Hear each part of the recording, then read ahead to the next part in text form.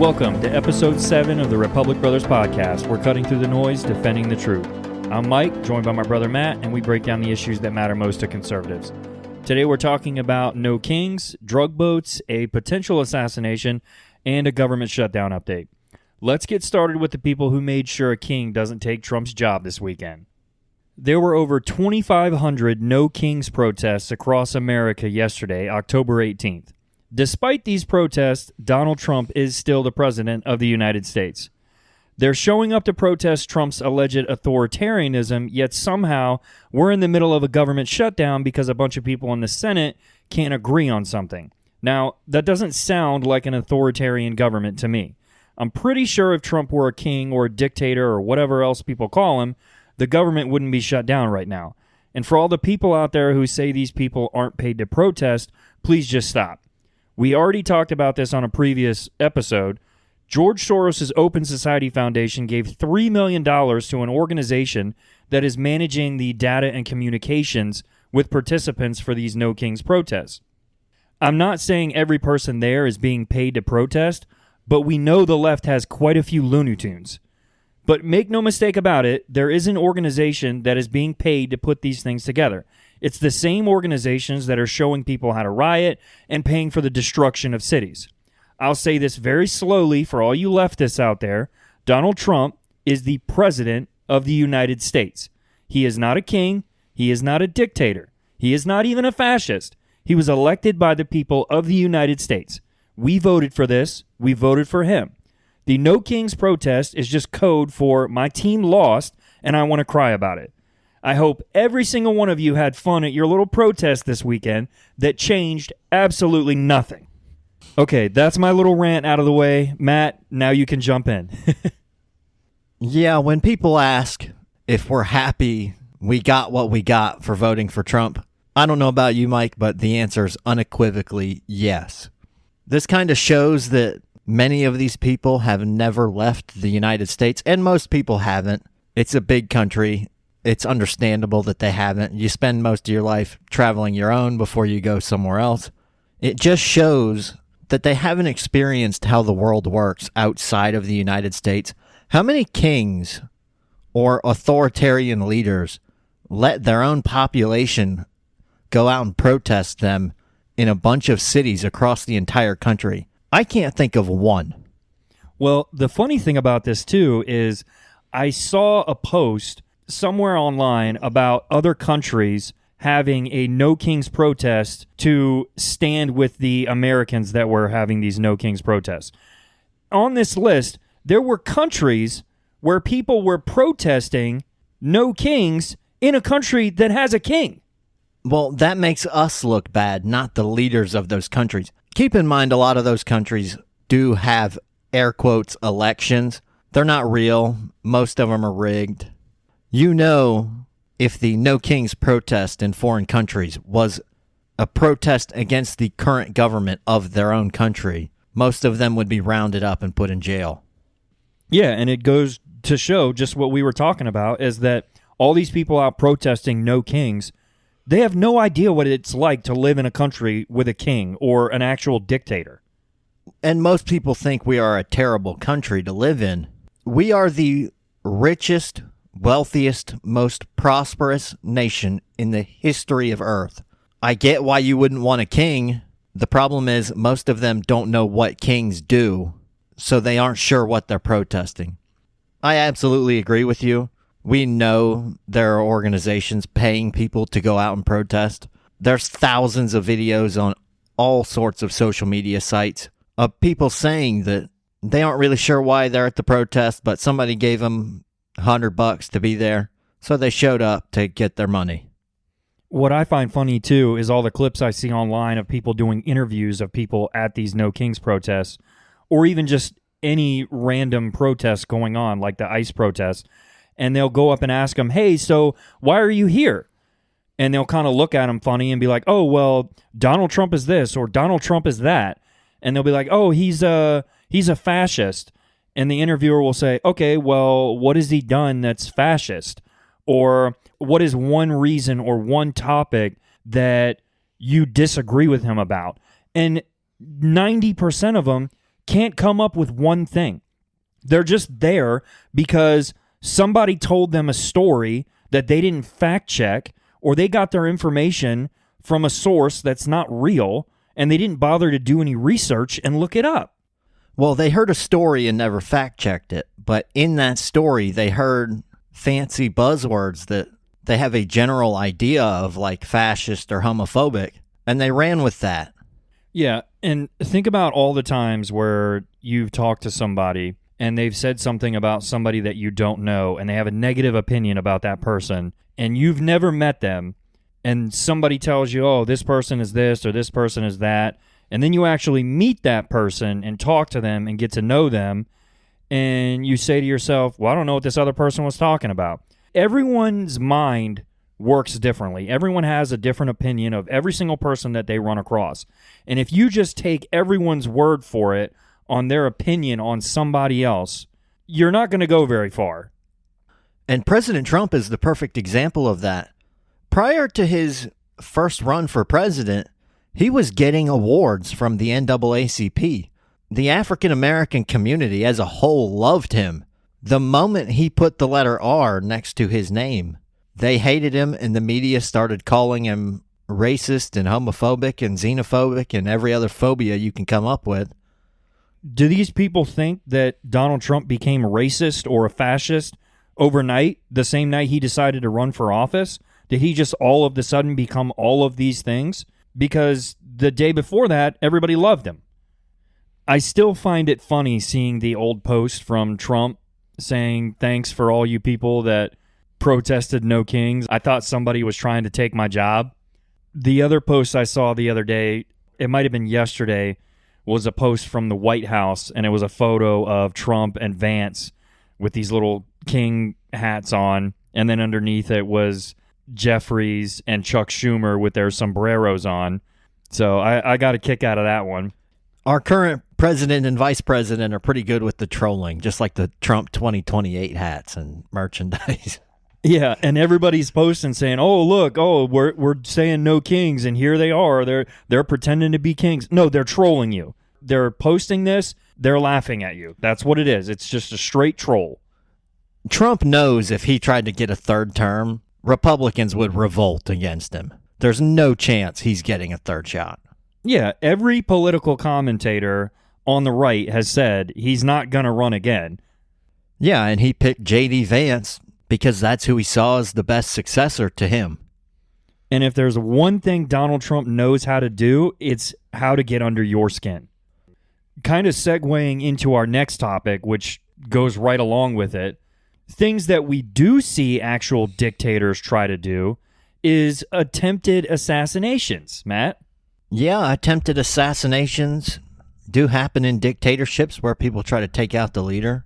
A concerning story, President Trump had to board Air Force One quickly using the small stairs due to increased security measures at Palm Beach International Airport on Sunday, October 19th. The Secret Service discovered a suspected hunting stand Friday near the airport with a clear line of sight to Air Force One where Trump boards and deplanes. We don't know if this was nefarious activity yet, and no individuals have been arrested or detained. FBI Director Kash Patel said his agency will lead the investigation. Patel said the Secret Service discovered what appeared to be an elevated hunting stand. Mike, I put a picture of this on our little chat. You can see the image.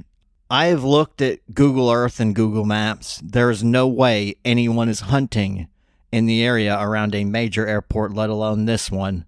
There's residential areas. It's all residential and commercial. There's no open area where you would use a gun to hunt any kind of game around.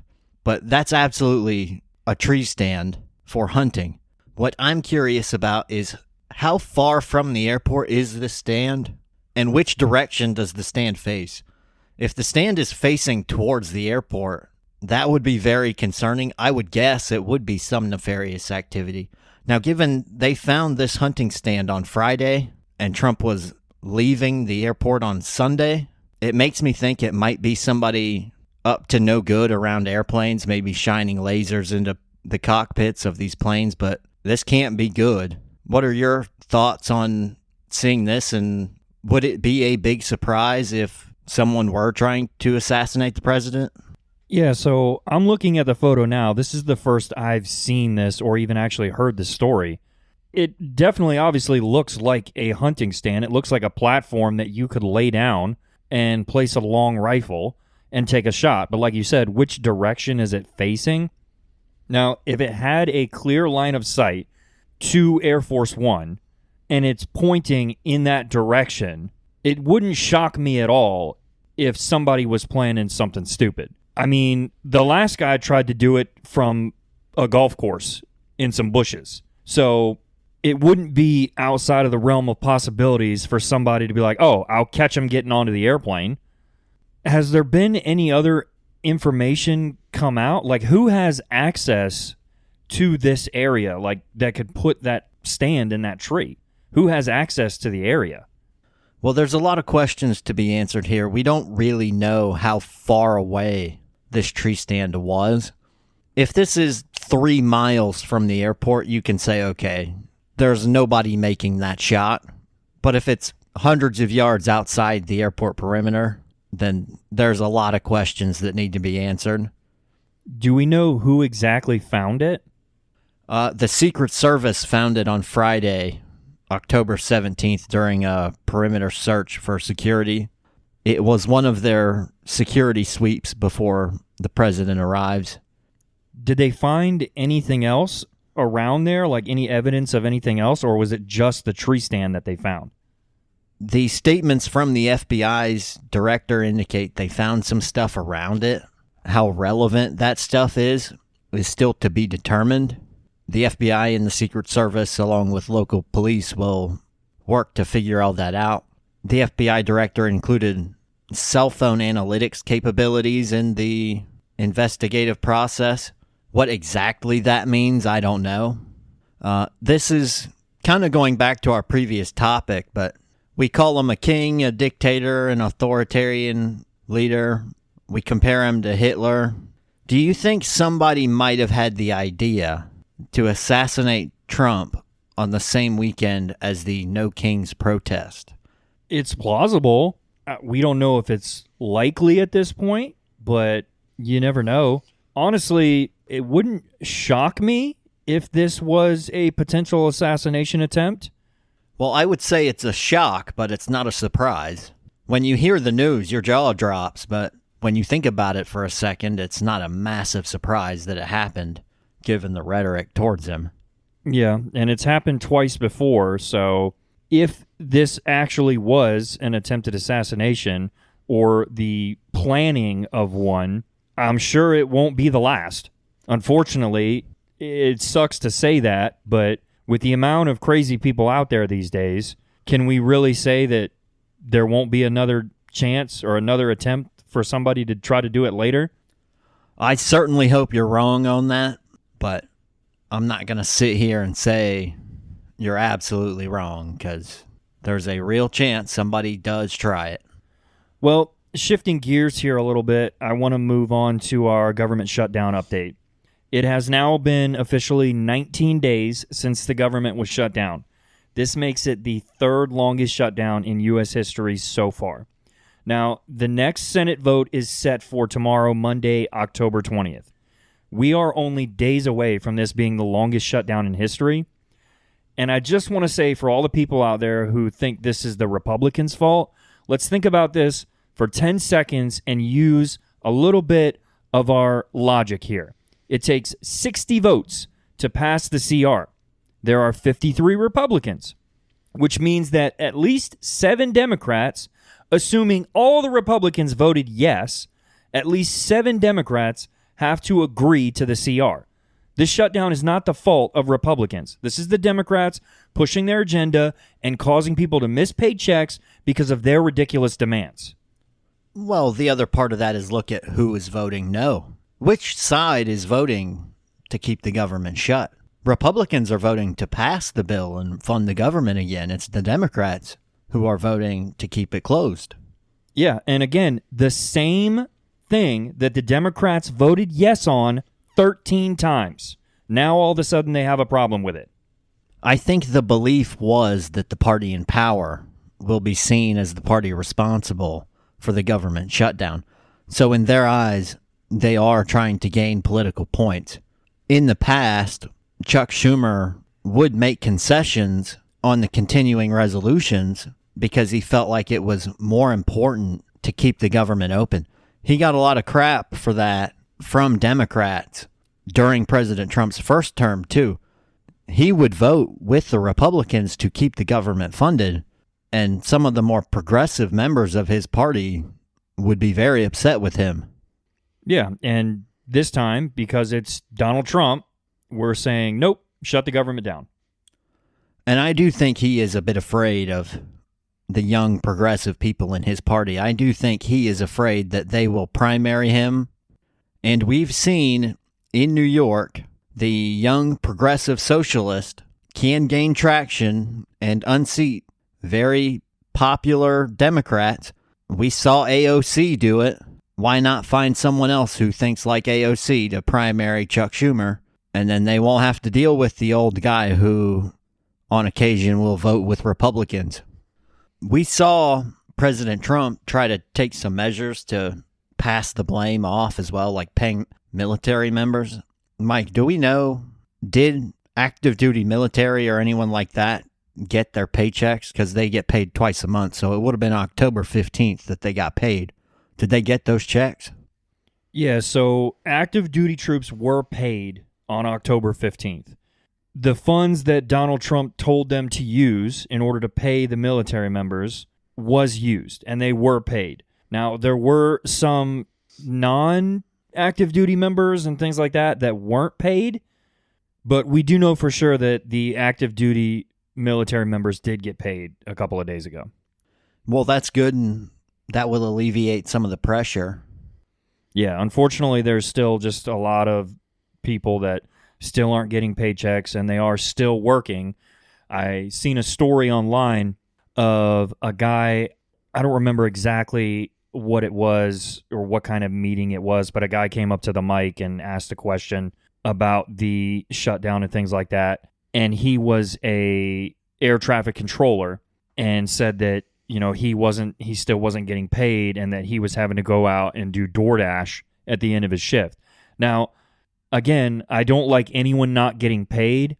I also don't like hearing that an air traffic controller is having to work a second job, considering all the things that can go wrong in an airport with an air traffic controller. We need them to be ready to go and ready to act and not hesitating or being tired or anything like that. They need to be sharp at all times during their job. All of these senators get a reminder of that because the Capitol Police protecting them are not being paid at the moment. I'm sure most of them are very professional and would never do it, but I'm curious if any of them have mentioned not getting paid because of the government shutdown to any of these senators. I'd be lying if I said I thought that not one single person has made some kind of comment about it. And we both know that if they haven't made any comments, when they go home to their wife and their family or whoever, they're around their friends, I'm sure they're talking about it. Maybe not a comment, but a question like, hey, you giving me my paycheck today? Yeah, some kind of comment like, hey, did you get paid the other day? I didn't.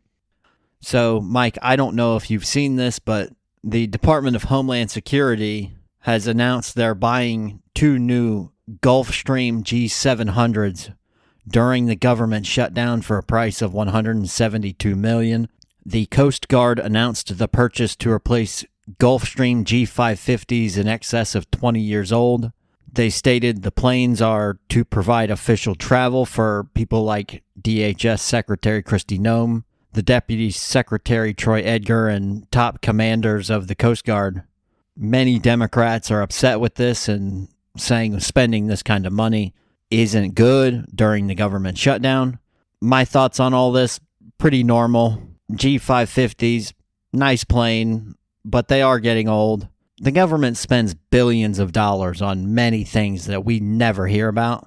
Replacing jets more than 20 years old at a $86 million price tag isn't something that really ticks me off, given that you're going to keep these jets for 20 years, just like the last set of jets you bought more than 20 years ago. Now, Kristi Noem has to sign off on any deal larger than $100,000, so she did sign off on this, I would assume. But when you consider the fact that she's most likely out of a job when Trump leaves office, and the lead time on a brand new jet for a Gulfstream or a Boeing or an Airbus is years. I don't know what your thoughts on this are, but it'd be a shock if this plane were delivered in 2026. There's a chance that supply chain delays mean she never even flies on these planes. Yeah, so I don't like the government spending a lot of money as it is, but I would much rather them spend money on at least America than spending money and sending money to other countries. Like you said, these jets aren't going to show up for a while, and the Democrats can't pretend like they're not also going to use these jets in the future. Whoever runs for president in 2028 and gives somebody else this job at that point, that person is going to be on this jet. It's not like the jet is going to disappear when Trump leaves office. Yeah, and it's not like you fly private jets around the world because you want the most comfortable thing. Private jets aren't actually all that comfortable in most cases, especially the smaller ones. It's all about the time. The time you save is more important than the comfort. You are also working on these planes as well. Yeah, and anyone who has flown commercial before knows how much it sucks having to get to the airport 2 or 3 hours before your flight and sit there.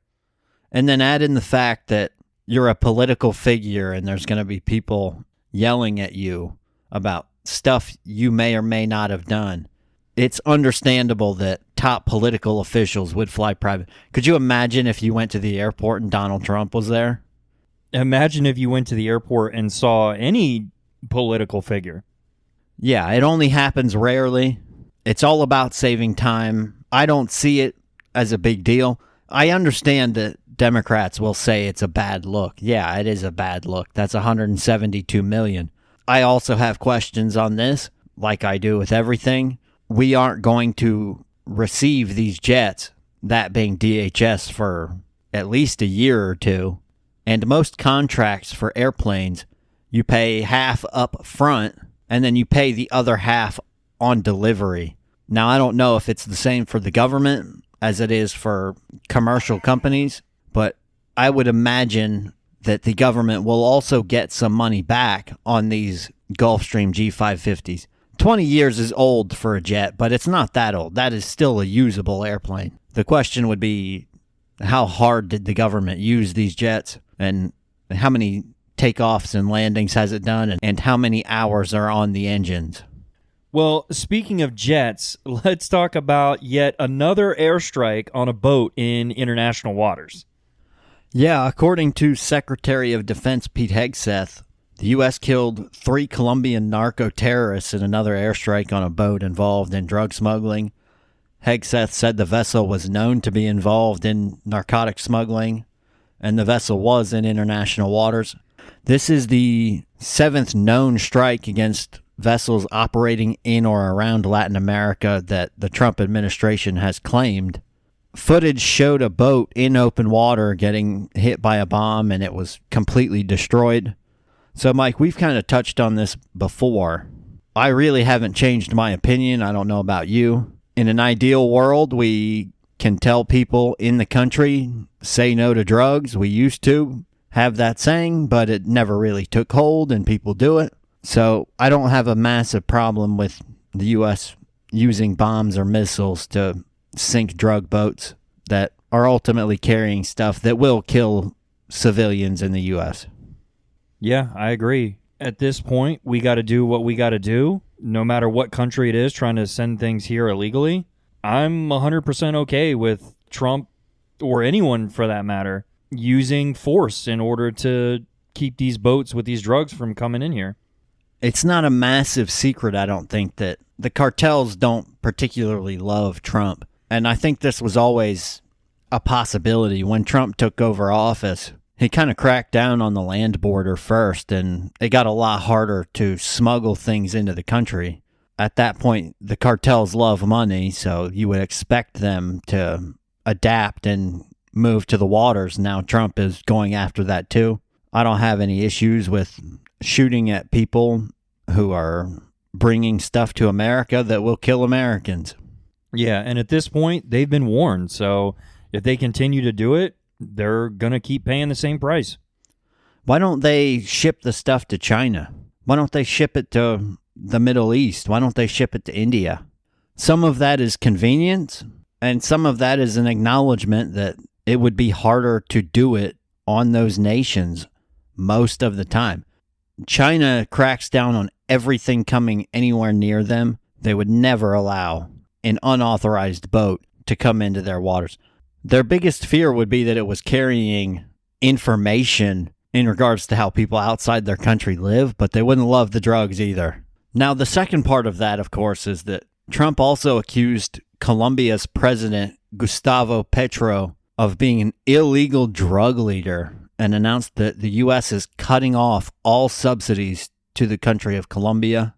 I don't know how you feel about that, Mike, but for fiscal year 2025, the U.S. sent $413 million in aid, and over the last 20-plus years, the total amounts to nearly $12 billion of assistance. What exactly are we sending them money for? I'm a little aggravated at the number of other countries that have their hand in our pocket. It is a shocking number. On the Colombia side of it, conveniently, counter-narcotics efforts were one of the main reasons. Ironic. Colombia has been one of the top producers of cocaine in the world for a very long time, much of which is trafficked to the U.S. And at this point, Trump is saying that the president is corrupt and he's a drug leader, and we've been sending him money. It's very interesting to me when you look at not just Colombia, but other nations in Latin America and South America. We saw this with El Salvador before their government crackdown. We see it in many countries like Venezuela, where you make friends with the gangs and the cartels to ensure they don't come after you or your family. They don't run in a way most people would understand. And to a shocking degree, Mexico is similar to those nations. I'm curious why we send aid to many different countries throughout the world when they do things that we clearly don't like and clearly don't benefit us. Most countries in the world won't want to hear it, but we are the last superpower in the world. There will never be another superpower like the United States. And I give Trump credit for it because for 4 years under Joe Biden, we did not act like the superpower. No, we didn't. And I think a lot of people felt that same way, which is exactly why when everyone went to vote last November, Donald Trump ended up being the 47th president. I think for some people that was the case. Obviously, people in Texas, illegal immigration was a massive thing. But for the few people who mostly cared about foreign policy, it's tough to say Joe Biden did anything right. He was a failure at just about everything in the foreign policy category. Nothing went his way. Now, speaking of foreign countries, Mike, I don't know if you saw a North Korean soldier defected to South Korea across the demilitarized zone between the two countries. The South Korean military said it took custody of a soldier who crossed the border and expressed a desire to resettle in South Korea. This is the first reported defection by a North Korean soldier since August 2024. We don't really have a ton of details on this defection, but I don't know how familiar you are with the last defection, but in 2024, when that soldier crossed the border, the North Korean military fired more than 40 shots at their own soldier trying to defect. Wait, so North Korea was firing at its own soldier that was trying to leave?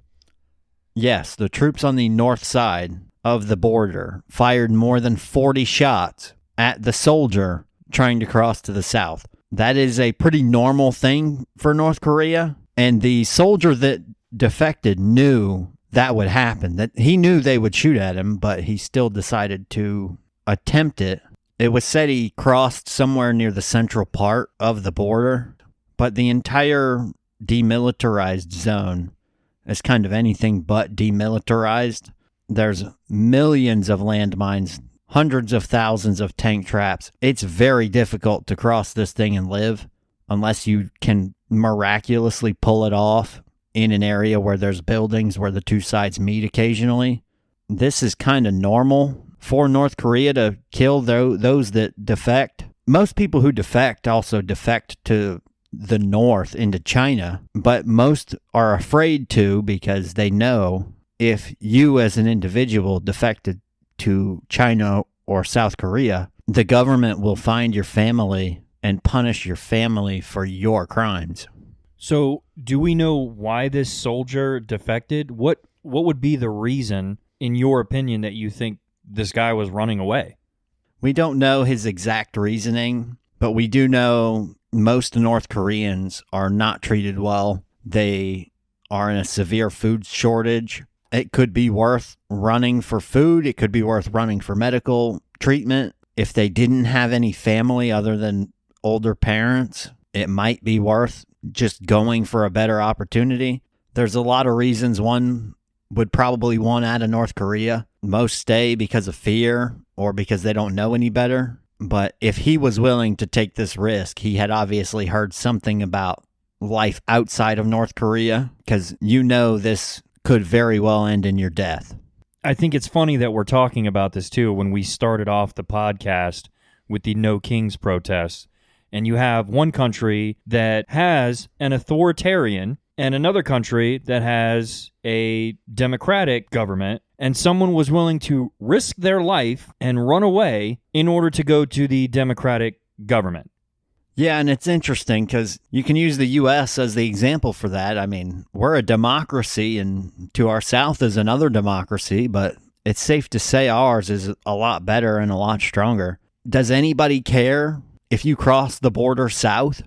When you look at the U.S.-Mexico border, most of the time when you cross into the U.S., you are inspected. But going from the U.S. to Mexico, nobody really cares. The Mexican police really aren't that aggressive or strict in their policies on police searching vehicles or anything like that for anything. It's a bit different to how a lot of countries are, and North Korea is one of the most strict, going both ways. They don't want anything coming in or out. Yeah, imagine if you were in the U.S. and you were trying to leave and we started shooting at you. Yeah, we would say, okay, you won't be better off, but you'll probably get sent back if they catch you. In the case of North Korea, most government officials know how bad it is in their country, and they don't want word to get out. Okay, well, we've been running kind of long here, so let's try to wrap things up. We've been having a little bit of fun with the blind rankings, so we're going to switch it up a little bit this podcast, though. Today's topic is going to be current world leaders. Current world leaders, and just to give you a little hint, I will not be throwing Donald Trump in this time. Sound good? Nice to know I don't need to leave number one open. All right, so to kick us off, our first name on the board is Vladimir Putin. Vladimir Putin. Instinct would say number 5, but surely somebody worse is coming. Did you put Xi Jinping or Kim Jong-un on the list? I'm going to say yes, you did, and I'm going to put Putin 4. Okay, we're going to go Putin number 4. All right, next on the list is Emmanuel Macron. Certainly not 1. Certainly better than Putin. I'm going to go number 2. Number 2, okay. Next on the list is Nicolas Maduro. That's a curveball. Hasn't done much right. Questions over whether he should even be the leader of the country at this point, but I would have to go number 3. He is slightly better than Putin. Okay, number 3. Next on the list, you have the number 5 and the number 1 spot remaining. Next is going to be Mark Carney. Oh, he's not worse than Putin, but did you leave a really bad one left? I'm going to put him 1. He is better than Emmanuel Macron, so I am going to put him at 1. Okay, Mark Carney at number 1. Your Come on, number little Kimmy. 5 spot is Kim Jong-un. Perfect list again. I'm pretty good at this. All right, so, to wrap it up, you had Mark Carney at 1, Emmanuel Macron at 2, Nicolas Maduro at 3, Putin at 4, and little Kimmy at 5. Well, once again, a good blind ranking list there, Matt. That's the end of episode 7 of the Republic Brothers podcast. Here's our recap from tonight. The government shutdown is now on day 19. We keep sinking drug boats, and breaking news, everyone, we still have no kings in America. If you enjoyed today's conversation, make sure to follow the Republic Brothers podcast on Facebook, Instagram, X, Truth Social, and TikTok. Leave us a rating and share this episode with a friend. Thanks for tuning in. See you next time.